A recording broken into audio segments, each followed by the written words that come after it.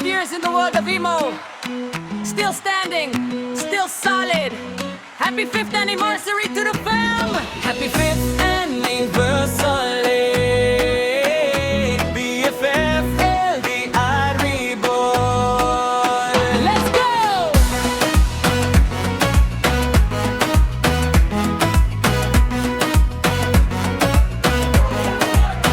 Sa simula, ala ko laro lang ang lahat.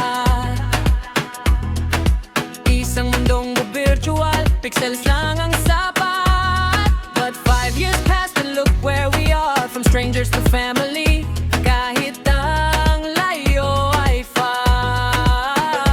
Sa bawat login, pangalan nyo ang hanap. Kayo ang pahinga sa mundong mapagpanggap. Happy 5th anniversary, BFF, LDR Reborn. Since the day we met, a new family was born.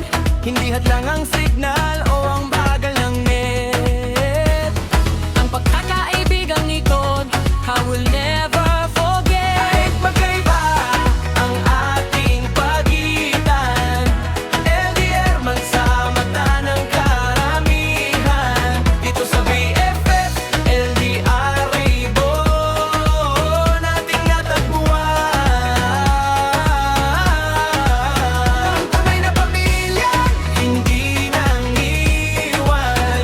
5 years of laughter, 5 years of solid samahan. Happy 5th anniversary, BFF, LDR Reborn.